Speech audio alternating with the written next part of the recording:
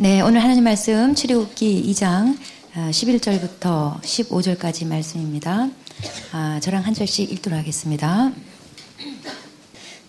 모세가 장성한 후에 한 번은 자기 형제들에게 나가서 그들이 고되게 노동하는 것을 보더니 어떤 애굽 사람이 한 히브리 사람 곧 자기 형제를 치는 것을 본지라.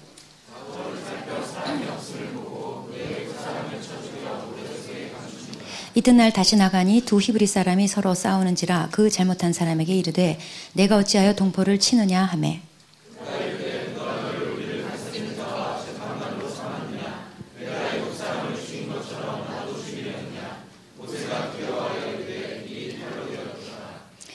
바로가 이 일을 듣고 모세를 죽이고자 하여 찾는지라 모세가 바로의 낯을 피하여 미디안 땅에 머물며 하루는 우물 곁에 앉았더라. 모세는 120년을 살았습니다. 그런데 40년 간격으로 인생의 대전환점이 있었습니다. 태어나서부터 40세까지는 애굽의 왕자로 살았고 그 다음에 80세까지는 광야에서 양치기로 살았고 그리고 120세까지는 이스라엘 민족의 지도자로 살았습니다. 오늘 본문은 사도행전 7장 23절 스데반 설교에 의하면 모세가 40세 되던 해에 일어난 사건입니다. 이 사건으로 인해서 모세는 다시 인생의 대전환점을 맞이하게 됩니다. 모세는 원래 나일강에 던져져서 죽을 수밖에 없는 운명이었는데 하나님이 극적으로 개입하셔서 모세를 살려내십니다. 그리고 모세를 나일강에 던지라고 히브리 모든 남자아이를 나일강에 던져 죽게 하라고 명령했던 그 장본인인 바로의 왕궁 안으로 들어가서 바로로부터 온갖 혜택을 다 누리며 성장하게 됩니다. 바로는 하나님의 백성의 씨를 말리려고 했지만 시편 2편 4절에 보면 이런 말씀이 있어요. 하늘에 계신 자가 웃으시며 주께서 저희를 비웃으시리로다. 이런 말씀인데 바로 이 말씀이 적용된 케이스였어요. 아주 우스운 꼴이 됐습니다. 장차 자기를 잡아먹을 호랑이를 자기 손으로 자기 집에서 키운 꼴이 되고 말았어요. 이렇게 해서 이제 모세가 키워졌는데 모세는 비록 애굽 왕실에서 크긴 했어도 어렸을 때 엄마가 자기한테 새겨놓은 여호와 신앙 그리고 하나님의 약속 그리고 자기가 히브리인이라는 정체성 이거를 지울 수가 없었어요. 그리고 자기 이름이 모세잖아요. 모세 이름이 뜻이 건져냄 이런 뜻이라고 그랬어요. 그러니까 모세야 모세야 이름 부를 때마다 건져냄 이거예요. 그러니까 한국말 하면 이름이 건짐이에요. 건짐. 만약에 성이 강시다 그러면 강건짐. 이 강에서 건져낸 아이다. 이건 자기가 이름을 들을 때마다 자기 출생에 관한 기적 그리고 자기가 지금 현재 이렇게 존재할 수 있는 이유 이런 거를 상기하지 않을 수가 없는 입장이에요. 이렇게 살다가 모세가 이제 어느덧 40이 됐습니다. 사실 이제 학대받는 노예 아들로 태어나가지고 모세가 애굽의 왕실에 들어가서 최상류 생활을 한 건데 그동안 모세는 얼마나 화려하게 살았을까 도대체 애굽 왕실은 어떨까 궁금하지 않으세요? 근데 성경은 그런 거 싹 무시해요. 패스. 예, 하나도 기록하질 않아요. 궁금하지만 기록 안 해요. 황금 숟가락이 몇 개였을까? 거기 욕조는 황금 욕조였을까? 은이었을까? 뭐 이런 거 궁금하지만 아무것도 기록을 안 해요.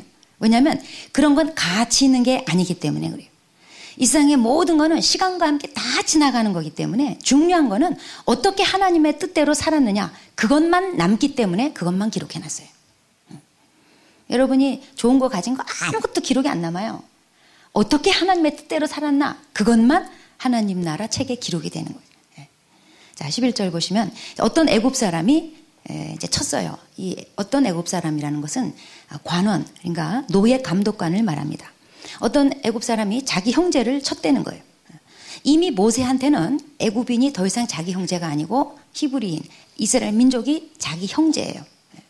그 치는 것을 봤어요. 여기서 쳤다는 것은 그냥 툭 치는 게 아니라 매질을 했다는 거예요. 아마 부당하게 매질을 했던 것 같아요. 모세가 그걸 보고는 순간 욱 해가지고 민족애가 발동을 했어요. 그래서 그 애굽 사람을 쳐 죽여요. 그리고 모래에 싹 파묻어 놓고 이제 증거 인멸을 꾀합니다. 이튿날 이제 다시 또 형제들한테 나갔는데 이번엔 보니까 자기 동포끼리 싸우는 거예요. 치고받고 싸우는 거예요. 그래서 모세가 왜 같은 동포끼리 치고받고 싸우느냐 이제 개입했어요. 그러니까 그 사람이 그 잘못한 사람이 모세한테 누가 널 보러 우리 재판관 하라고 그러더냐? 네가 웬 상관이냐? 이러면서 대들어요. 네가 애굽 사람 죽게 하더니 이제는 나까지 죽이려고 하느냐? 그 말을 딱 하는데 자기가 어제 몰래 했던 행동이 들통이 났다는 게 딱 깨달아요. 그때부터 모세한테 두려움이 막 임하기 시작했어요. 그래서 결국 이 일이 바로 왕 귀에 들어가고 말았어요. 그래서 바로 왕이 모세를 죽이게 잡아들여라. 사실 모세가 공주의 아들이었기 때문에, 아들로 입양됐기 때문에 애굽 사람 한 명 죽인 것쯤은 사실 아무 문제 될 것도 없어요. 그런데 바로 왕이 이렇게 나왔던 이유는 당시에 바로 왕국 내에서 권력 다툼 때문에 모세를 제거하고자, 모세가 히브리 노예 민족인 것을 부각시키고 민족 감정으로 이거를 확대시켜 가지고 모세를 제거하려고 했기 때문에 좋은 빌미가 나타난 거예요. 그래서 모세는 그 길로 그냥 도망을 갔어요. 멀리 도망가서 광야를 지나가지고 미디안 땅으로 갔습니다. 그래서 오늘 읽은 이 15절 마지막 절 보면은 모세가 미디안 땅에 우물 곁에 앉았더라 이렇게 기록하고 있어요. 사실 모세는 애굽 왕실의 왕좌 곁에 앉아 있어야 될 사람이 미디안 땅에 처량하게 우물 곁에 쭈그리고 앉아 있는 신세로 전락하고 말았어요. 그리고 이때부터 모세는 천민 생활, 양치기 생활이 이제 계속 됩니다. 모세는 사실 왕좌 옆에 앉아 있어야 돼요. 왕궁에서 호사스러운 생활을 해야 될 사람이 지금 도망자가 돼가지고 미디안 땅에 우물 곁에 뭐 물 얻어먹으려고 거기 앉아 있었겠죠. 쭈그리고 앉아가지고 이제부터 천민 생활이 시작이 돼요. 너무나 큰 폭의 큰 추락이에요. 근데 이게 단 한 번의 실수로 이렇게 된 걸까? 졸지에 어느 날 이렇게 된 걸까? 그건 아니에요. 물론 모세가 애굽인을 쳐서 죽인 게 계기가 된 것은 사실이지만 그 전부터 모세는 이미 스스로 어떤 중대한 결단을 했어요. 스스로 중대한 선택을 한 게 있어요. 거기에 대해서 히브리서 11장에 설명이 나옵니다. 히브리서 11장 24절에 이런 말씀이 있어요. 믿음으로 모세는 장성하여 바로의 공주의 아들이라 칭함받기를 거절하고. 그러니까 모세가 스스로 애굽 왕자로 살아가는 것을 거절했다는 거. 이것은 모세가 스스로 거절한 한 거지 뭐 뺏긴 게 아니에요. 그냥 한 번의 실수로 그만 왕좌를 잃어버린 그게 아니고 이미 모세는 다른 길 가기로 선택한 바가 있었다는 거예요. 25절에 모세는 도리어 하나님의 백성과 함께 고난받기를 잠시 죄악의 낙을 누리는 것보다 더 좋아하고 이렇게 기록되어 있는데 여기서 더 좋아하고 이 헬라어 원문은 선택하고 이런 뜻이에요. 그래서 영어 성경 찾아보면 choose로 되어 있어요. 그러니까 모세가 선택한 삶이에요. 공주의 아들로 살기보다 하나님 백성과 고난받는 삶을 그냥 자기가 선택한 거예요. 낙을 누리기보다 고난받기를, 그리고 죄악과 함께 있기보다는 하나님 백성과 함께 있기를 선택한 거예요. 그리고 26절에 그리스도를 위하여 받는 수모를 애굽의 모든 보화보다 더 큰 재물로 여겼으니 이는 상주심을 바라봄이라. 모세는 당시에 세상이 줄 수 있는 최고의 부귀 영화가 자기 코앞에 있었어요. 그런가 하면 하나님 약속 외에는 아무것도 없는 학대받는 노예, 즉 노예 민족이 가지고 있는 하나님의 약속, 이 두 가지 선택의 길 앞에, 이 갈림길 앞에 모세는 있었어요. 모세는 후자를 선택한 거였어요. 모세 앞에는 가지고 싶은 거 다 가지라는, 인생을 즐기라는 유혹이 있었어요. 그렇지만 모세는 이스라엘 백성과 함께 고난 받겠다는 거예요. 왜냐하면 이스라엘 백성이 하나님의 백성이었기 때문에 하나님을 위해서 수모당하는 것을 선택하겠다는 거예요. 물론 모세에게 차선책도 있었습니다. 그거는 공주 아들로 살면서 그 지위와 권력을 가지고 이스라엘 백성을 돕고 이스라엘의 인권 향상을 위해서 힘쓰는 거, 이런 차선책도 있었어요. 하지만 모세는 알았어요. 그런 거는 변명에 불과하다는 것을 알았어요. 애굽의 왕자로 산다는 것은 이스라엘 민족 학대자의 자리에 있게 된다는 것을 모세는 알았어요. 그리고 그거는 죄 짓는 거라는 것을 잘 알았어요. 또 애굽 왕실의 문화 속에 산다는 것은 죄악의 낙을 누리겠다, 이런 거에 불과하다는 것을 모세는 잘 알고 있었어요. 제가 이제 오늘 이 히브리서 11장 24절부터 26절까지 말씀을 이제 소개를 하려고 하니까 이 말씀은 저한테 참 개인적으로 간증이 있는 말씀이어서 참 굉장히 제가 준비하면서 감회가 깊었어요. 제가 초신자 때부터 받은 말씀, 그리고 제 삶에 계속 묵상을 하고 있는, 제가 계속 붙들고 있는 말씀인데, 특별히 25절에 하나님의 백성과 함께 고난받기를 잠시 죄악의 낙을 누리기보다 더 좋아했다. 이 말씀, 여기서 물론 고난받기를 더 좋아했다. 고난자는 마음에 안 들지만 제가 이 말씀을 초신자 때부터 받았는데 그때는 그 고난이란 게 뭘 의미하는지도 모르고 하여튼 이 말씀이 너무 좋았어요. 그래서 이 말씀 붙들고 묵상하고 기도하고 저도 참 이렇게 살고 싶다고 뭣도 모르고 그냥 막 그렇게 고백하고 막 그랬어요. 그리고 이 말씀이 늘 저에게 정체성이 돼줬어요. 그래서 제가 옛날에 교수 생활할 때 교수라 칭함받기를 거절하고 하나님의 백성과 함께 고난을 받기를 더 좋아하고, 이게 늘 제 마음에 있었어요. 그러면서 그게 언제일까 늘 궁금해했어요. 그러다가 어느 날 제가 강의 중에 시계를 보는 저를 발견했어요. 시계를 본다는 것은 무슨 뜻이냐? 지겹다는 얘기예요. 네. 그래서 제가 시계 보는 저를 발견하면서 때가 됐구나. 네. 사실 그동안 그전에는요 굉장히 재미나게 학교 생활을 했어요.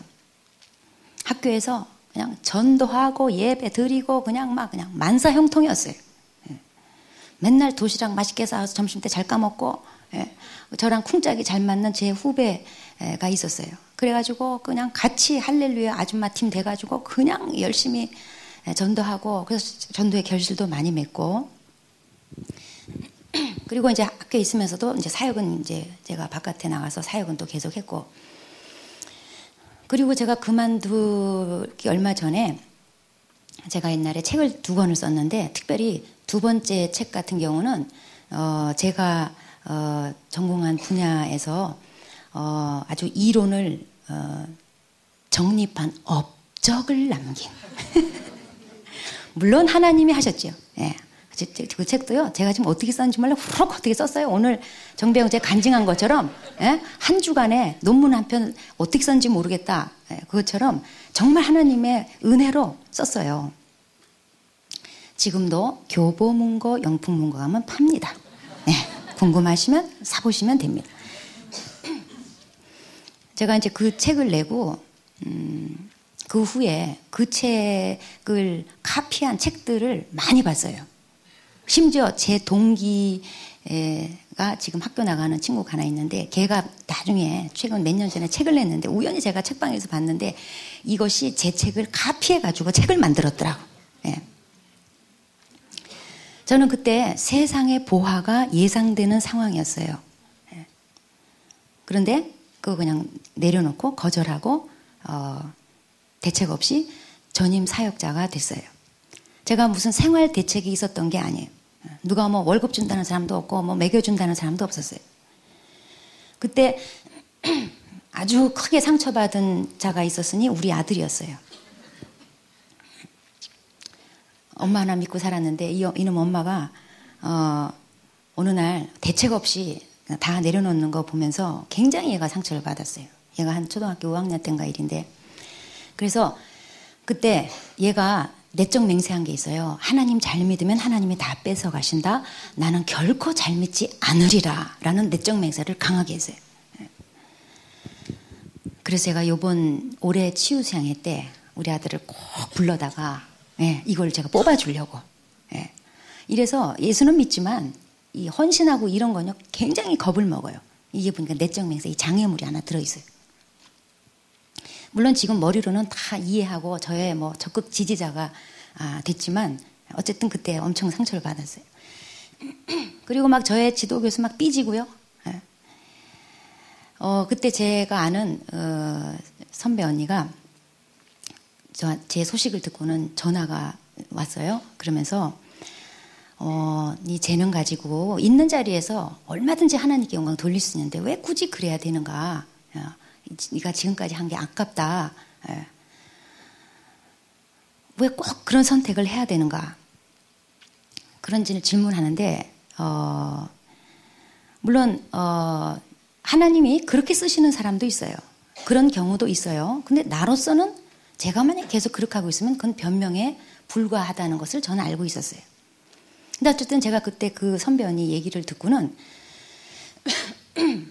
앞으로 사람들이 이런 질문을 할 건데 왜 굳이 그 하나님이 모처럼 주신 자리에서 주신 재능 가지고도 얼마든지 전도하고 사역하고 하나님께 영광 돌릴 수 있는데 왜 굳이 그렇게 극단적인 행동을 하느냐라는 질문을 아마 사람들이 할 건데 내가 이럴 때 뭐 나는 개인적으로 뭐 갈등이 없지만 사람들한테 뭐라고 답을 해줘야 되나 고민이 돼가지고 제가 하나님께 기도를 했어요. 하나님 여차여차한데 참 사람들한테 뭐라고 답을 해줘야 될지 나도 또 개인적으로 생각할 때 내가 어차피 그만둘 거라면 뭐 그냥 뭐 어쩌고저쩌고 저의 뭐 경력과 이런 게 뭐가 필요 있었을까요? 제가 이제 기도를 했는데 그때 하나님이 제 마음에 탁 주신 말씀이 있었어요. 베드로가 이제 물고기 잡을 때 예수님이 오셨어요. 밤새 못 잡다가 예수님이 말씀하신 데서 잡으니까 세상에 그물이 찢어지도록 잡은 거예요. 엄청난 대박이 난 거죠. 업으로서 물고기를 많이 잡았다는 것은 직업에서 성공을 한 거예요.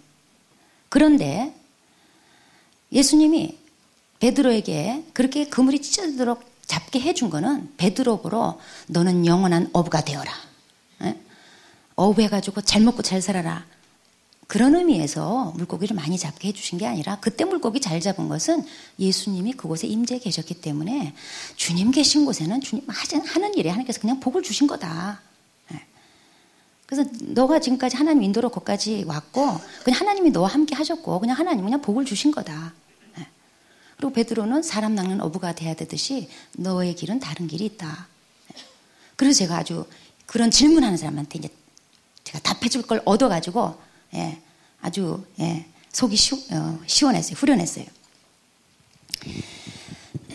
그래서 저는 이제 그 길로 저의 무대에서 그 분야에서 제가 총총히 사라졌습니다. 아무 갈등 없이 그냥 내려놓을 수 있었어요. 하나님의 백성과 함께 고난받는 것이 저한테는 그 당시 뭘 의미하는지는 잘 몰랐지만 하여튼 간에 저한테는 더 크게 여겨졌어요. 제가 하던 일을 그만두고 그 후에 박미래는 어떻게 됐을까? 저도 궁금했어요. 제가 그 쓴 책의 맨 앞에 복음을 떡하니 실었어요.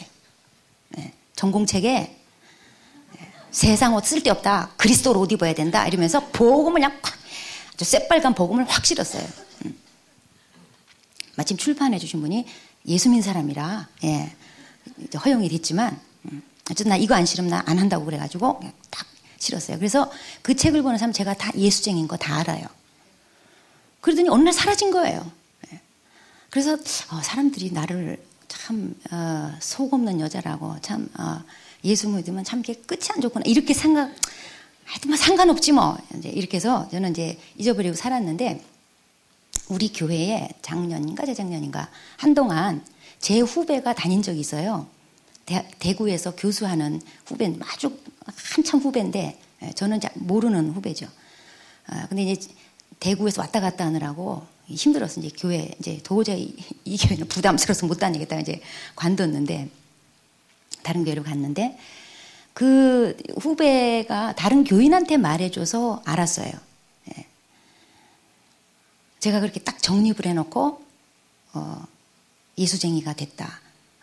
그래서 전설로 남았다는. 응? 웃기죠? 네. 이 업계의 전설이 전설. 제가 이런 얘기하면 웃기잖아요. 근데 우리 후배가 다른 사람한테 얘기해서 내가 들었어요. 예. 어쨌든 하는 동안은 하나님께서 복을 주셨어요. 그렇다고 해서 그게 영원한 내 길은 아니었어요. 예. 모세가 바로 왕궁에서 잘 컸어요. 애굽의 모든 학문을 배우고 정치, 군사, 경제, 문화 모든 것을 익히고 잘 컸어요. 그러나 그것은 그의 길이 아니었어요. 예. 내가 여기 있으면서 이스라엘을 도움될 거 아니냐. 그건 그의 길이 아니었어요. 예. 그래서 공주의 아들이라 칭함받기를 과감하게 거절하고 하나님의 백성과 함께 고난받기를 선택을 한 거예요. 모세는 크게 두 가지 거절한 게 있습니다. 하나는 쾌락이고 하나는 재물이에요. 이 두 가지는 사실 인간이라면 누구나 다 추구하는 거고 또 어떤 사람은 집착해요. 근데 모세는 알았어요. 죄악의 낙보다 하나님의 백성과 함께 고난받는 그 후에 오는 낙이 더 큰 낙이라는 것을 알았어요. 또 애굽의 모든 보화보다 더 큰 재물이 있다는 것을 알았어요. 그래서 모세는 믿음으로 공주의 아들이라는 것을 거절하고 나왔어요. 대책 없는 거절이 아니라 더 큰 재물을 얻고자 거절한 거였어요. 이런 거절, 오늘 우리 그리스도인들에게도 필요한 거절입니다. 대책 없는 거절이 아니에요. 우리는 더 큰 재물을 얻는 거절이에요. 하나님은 우리가 이 더 큰 재물을 얻기 원하세요. 이 더 큰 재물을 얻으려면 첫 번째로 더 큰 재물이 있다는 것을 믿어야 돼요. 여러분 앞에 더 큰 재물이 있다는 것을 믿으세요. 모세는 화려한 궁에서 초호화 생활을 했습니다. 그냥 사방이 금, 은, 보석으로 둘러싸이고 그냥 예쁜 여자가 주렁주렁 달렸어요. 모세는 이런 거를 쟁취하기 위해서 노력할 필요가 없어요. 이미 그 자리에 앉아 있었기 때문에 이미 다 그게 자기 거예요. 그런데 모세가 이제 깨닫게 된 게 있어요. 그거보다 더 큰 재물이 있다는 것을 알았어요. 모세가 애굽의 공주의 아들이라 칭함받기를 거절하고 하나님 백성과 함께 고난받는 건요. 여러분 지금 이게 감이 멀어서 뭐 애굽이란 것도 감이 멀고 뭐 공주가 어떻고 뭐 이런 거 감이 멀잖아요. 여러분 알아듣기 쉽게 제가 얘기해 줄게요. 빌 게이츠가 모든 재산 다 버리고 우리에게 전도사 되는 거예요. 그러면 알아듣겠어요? 야, 뭐 경정한 거구나. 이 감이 오세요? 예. 왜냐면 모세는 더 큰 재물, 하나님의 상주심이 있다는 것을 알았어요. 그리고 그걸 믿었어요. 그리고 그걸 바라봤어요. 믿음으로 알은 거예요. 그래서 사실 모세 편에서는 더 큰 재물 얻기 위해서 덜 큰 재물을 포기한 거지. 우리 믿음이 없는 사람은 애굽의 모든 보화만 보여요. 근데 모세는 믿음으로 영적인 눈이 열렸어요. 더 큰 재물이 있다는 게 보였어요. 그래서 애굽의 보화는 덜 큰 재물이라는 것이 딱 깨달아진 거예요. 그 사실 모세는 바로의 공주 아들 되는 것을 거절하고 나서 이 땅에 사는 동안에도 사실 많은 은혜를 입었어요. 모세가 하나님을 대면해서 만났어요. 마치 사람이 자기 친구랑 얘기하는 것처럼 하나님과 대면하여 하나님하고 얼굴을 마주보고 얘기했다는 거예요. 바로의 공주의 아들로 남아있었으면 그런 영광은 땅에서 절대로 누릴 수가 없어요. 그리고 모세는 구약을 대표하는 인물이 됐어요. 모세는 그냥 남아있었으면 애굽을 대표하는 인물은 될 수 있어요. 그런데 구약, 전 지구, 전 세대를 예수님 오시기 전까지 전 세대를 대표하는 인물 꼽으라면 모세예요. 그래서 예수님도 설교 가운데 모세를 자주 언급하셨어요. 구약의 대표 인물로 꼽으신 거죠. 그리고 예수님이 변모된 소위 변화산이라고 하죠. 그때 나타난 구약의 두 인물 중에 하나가 모세고 하나는 엘리야였어요. 구약을 대표해서 나타난 거예요. 이게 더 큰 재물 아니겠습니까? 우리에게도 더 큰 재물이 있어요. 하나님의 상 주심을 바라봐야지 돼요. 여러분, 하나님 상 주심 바라보고 신앙생활하고 살아가는 거 치사해 보여요? 유치해 보여요? 그럼 모세도 치사한 인간이고 유치한 인간이에요. 성경이 그렇게 소개하고 있는 거예요? 아니에요. 가장 현명한 선택을 한 인물로 지금 우리한테 소개하고 있는 거예요. 그 다음에 더 큰 재물을 얻으려면 잠시 잠깐의 낙보다 영원한 낙을 선택해야지 돼요. 모세는 히브리서 11장 25절에 보면은 잠시 죄악의 낙을 누리는 것보다 하나님 백성과 함께 고난받기를 더 좋아했다는 거예요. 그걸 선택했다는 거예요. 왜 고난이 좋겠어요? 고난 좋은 사람이 어디 있어요? 저도 싫어요. 그런데 왜 선택했을까요? 거기에는 영원한 낙이 따르기 때문에 그래요. 고난을 회피하는 것은 잠시 잠깐의 고통을 회피하는 거예요. 그리고 잠시 잠깐의 낙을 선택하는 거예요. 근데 고난을 선택하는 것은 영원한 낙을 선택하는 거예요. 죄악에도 낙은 있습니다. 그러니까 죄 짓는 거예요. 근데 그 낙은 잠시 잠깐뿐이에요. 마치 술 깬 뒤에 찾아오는 더러운 기분.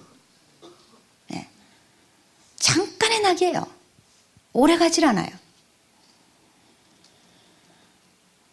모세가 애굽의 왕자로 지내면서 죄악의 낙을 설령 120년 전체를 누렸다고 칩시다.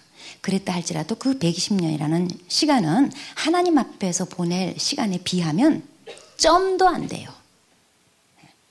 너무 잠깐이에요. 점도 안 치기는 짧은 시간이에요. 그런데 대부분의 사람들은 하루살이 같이 살아요. 내일을 못 봐요. 그리고 영원한 시간을 못 봐요. 그냥 이게 다인 줄 알아요.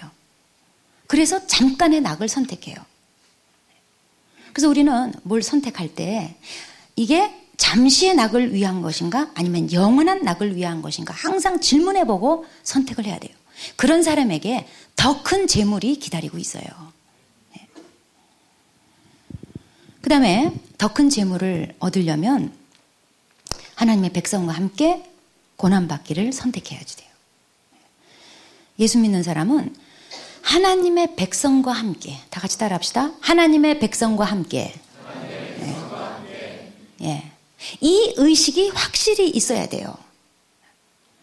이 정체성이 확실히 있어야 더 큰 재물을 선택하게 돼요. 나홀로 크리스찬은 반성경적입니다. 혼자 예배드리고 사라지고, 혼자 하나님을 사랑하고, 혼자 구제하고, 혼자 선교 헌금하고, 이건 반성경적이에요. 비성경적인 신앙생활이에요. 하나님 우리를 그렇게 부르지 않으셨어요.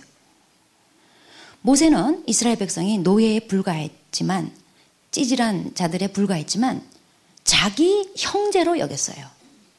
그래서 애굽 사람하고 이스라엘 사람하고 싸우면 이스라엘 편이에요. 이스라엘이 내 형제예요. 그 의식이 분명하게 있었어요. 근데 모세가 처음부터 이스라엘 민족의 지도자가 되려고 했느냐? 그럴 줄 알았느냐? 절대 그렇잖아요. 이스라엘 민족 지도자가 되려고 애굽의 공주 아들 되는 것을 거절했느냐? 그게 아니에요.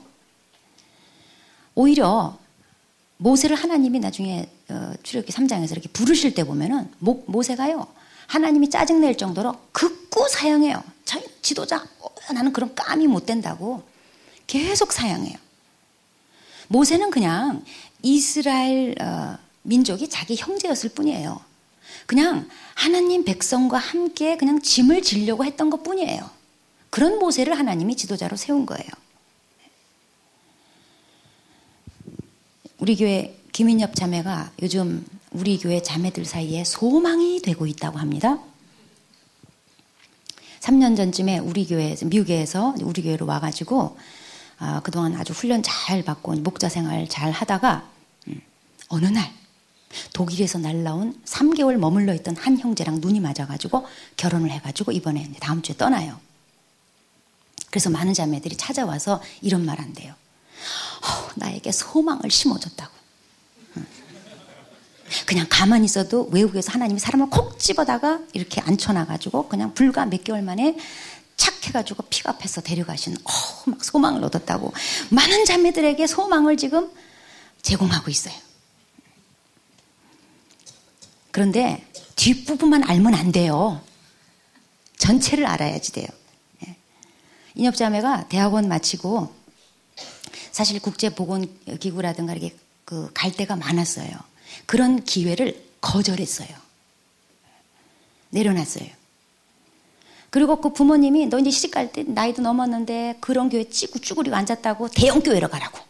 대형교회 가면 사람이 많으니까는 낚을 확률 높지 않냐고. 대형교회 가서 결혼하게 대형교회로 가라고. 그런 압박이 있었음에도 불구하고 거절했어요. 자기를 하나님 만나게 해준 사랑하는 교회. 여기서 자기는 더 훈련이 필요하다고 판단했고 하나님의 백성과 함께 고난받기로, 세론들과 함께 고난받기로 결심하고 그냥 하나님의 특별한 인도가 보일 때까지 여기 있겠다고 선택을 했어요. 잠시 낙보다 영원한 낙을 선택을 했어요. 하나님의 상 주심을 바라고 더 큰 재물을 바라고 작은 재물을 포기했어요. 여러 가지 내려놨어요. 그랬더니 하나님이 상 주신 것 같아요. 만약에 부모 말 듣고 대형교회로 가서 봐. 그 형제 만났겠어요? 또 세계보건기로 간다고 이제 훅 날라서 가봐요.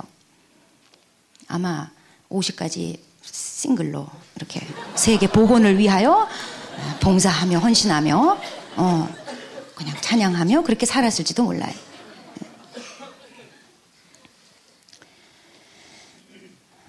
하나님의 백성과 함께 고난받기를 선택하세요.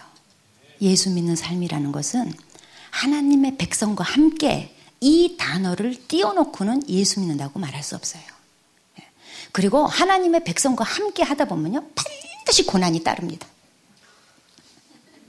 혼자 믿으면요 고난 따를 것도 없어요. 누가 귀찮게 하고 누가 괴롭히고 꼴배기는 사람이 어디 있어요. 그냥 혼자 주만 바라보니까 무아지경이에요. 그런데 하나님 백성들과 함께 믿으면요 고난이 따라요. 그런데 예수 믿는 사람의 정체성은 하나님의 백성과 함께 이거예요. 그리고 있다 보니까 고난 받는 거예요. 우리 그리스도인들은 대책 없는 포기가 아닙니다. 더 큰 재물을 위해서 작은 재물을, 그리고 영원한 재물을 위해서 잠깐의 재물을, 영원한 낙을 위해서 잠깐의 낙을 내려놓는 것에 불과해요. 여러분, 더 큰 재물이 있습니다. 믿으세요. 그리고 모세처럼 상주심을 바라보세요. 그리고 모세와 같이 거절할 건 거절하고 더 큰 재물을 선택합시다. 기도하겠습니다.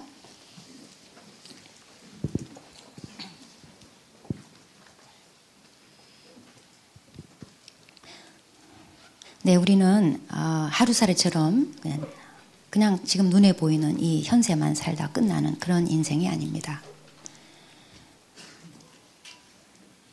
절대로 셀 수 없는 수많은 시간들, 영원한 시간을 보내야 되는 영적인 존재입니다. 이제 잠시 후에 우리 육신을 벗고 영혼으로 우리는 영원히 살아야 될 날이 와요.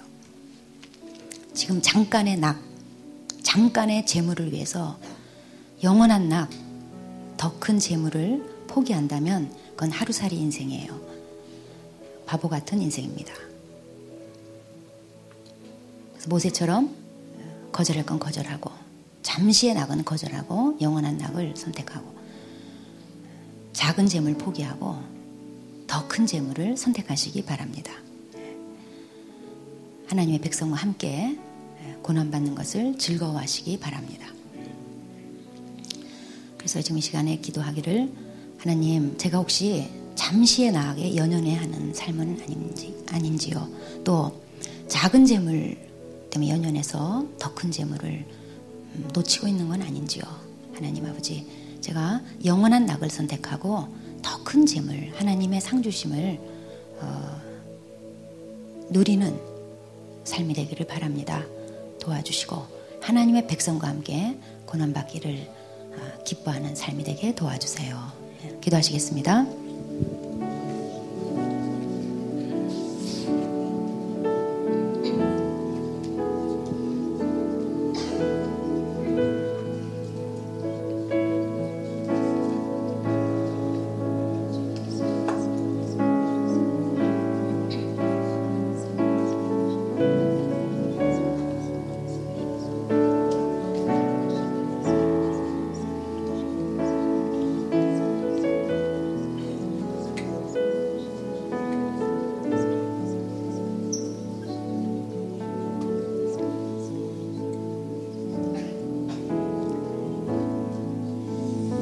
하나님 아버지, 우리의 눈을 열어 주시옵소서. 우리 눈에 보이는 것이 다가 아니고 우리가 사는 삶이 다가 아니라는 것을 볼 수 있도록 영적인 눈을 오늘 모든 이 말씀을 들은 자들에게 열어 주시옵소서. 그래서 매 순간순간 잠시의 낙을 선택할 건지 영원한 낙을 선택할 건지 작은 재물을 선택할 건지 더 큰 재물을 선택할 건지 지혜롭게 판단하고 선택하는 삶이 되게 도와주십시오. 모세가 자기의 세상적이고 육적인 지위를 거절하고 하나님의 백성과 함께 고난받기를 즐겨 선택한 것처럼 아버지, 우리 믿는 모든 자들이 하나님의 백성과 함께 고난받으며 더 큰 재물을 바라고 위에서 상 주심을 바라보고 믿음으로 달려가는 우리 사랑하는 교회 식구 될 수 있도록 축복합니다. 도와주시옵소서. 예수님의 이름으로 기도합니다.